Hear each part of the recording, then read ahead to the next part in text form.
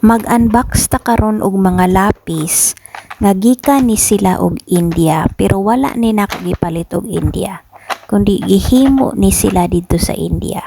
Kani siya nga brand, sikat na kay ni siya karon dito sa India. Sa una, ang sikat kay kanang gitawag nila Nataraj, pero kani si Doms ni labaw na gyud ni siya ni Nataraj kay naghimo man pud ni siya og dili ra lapis kundi tanang klaseng mga gamit para eskwela ila nang gihimo unya. Ang ilang paghimo pa jud kanang kinanindutan bitaw nga ganahan kayo ang mga bata, dali ra gamiton unya, makalingaw kay colorful unya, klase-klaseng mga pang-eskwela nga gamit nga ganahan kay ang bata magtan-aw kay makalingaw ug useful kaayo sa ilahang pagtuon. Kasagaran, ang mogamit gyud og lapis kay kaning naa sa elementary.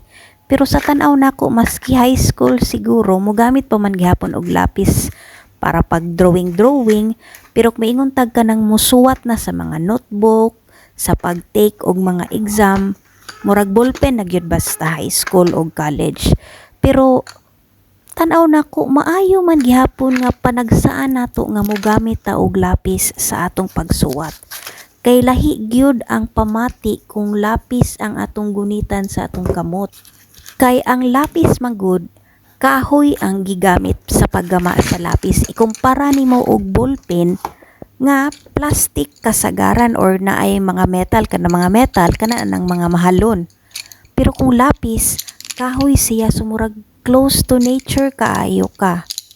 Unya ang lapis pod kinanghangan ka mo exert og effort kana bitang mangusog ka ikumpara og musuwat ka og ballpen. Kay kung ballpen usay hanoy man tungod depende pod noon sa ink sa imong ballpen, pero ang lapis naa jud kay kusog nga gamiton para mabasa ang mga letra nga imong gisuwat. Ang nakanindot pod mo gamit og lapis sa pagsuwat kay magtudlo pod nimo og pasensya. Kay tungod lagi kay dili siya ing-ana kadali nimo gamiton sa imong pagsuwat kay mangusog gyud ka para makasuwat ka sa mga letra, makapurma ka sa mga words. So pasensya ang imuhang makuha nga value sad sa imuhang pagsuwat. Wa damha naa daytoy patience nga value imuhang makuha out of pagsuwat-suwat gamit ang lapis. Sa panahon karon sa internet o sa mga nanggawas nga bisag unsa na lang nga gadgets nga maglikay kanato sa pagsuwat, murag usa jud ni ang lapis numero 1 nga makalimtan unsaon di ay ni siya paggamit ug unsay importansya aning lapis. Ang lapis mao ni siya simbolo sa atong unang pagkat-on unsaon pagsuwat ug sunod unsaon pagbasa. Mao ni siya ang number 1 symbol of basic education. Ug naunsa naman ni nag-unboxing raman unta kog lapis, mura naman kog naghatag og seminar ani.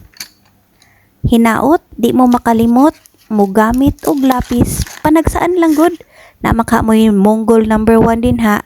Pagkuha mog notebook ug papel unya magsuwat-suwat pud mo gamit og lapis. So way gani malingaw ra pud mo ug maka-remember mo, nostalgic kaayo ang lapis.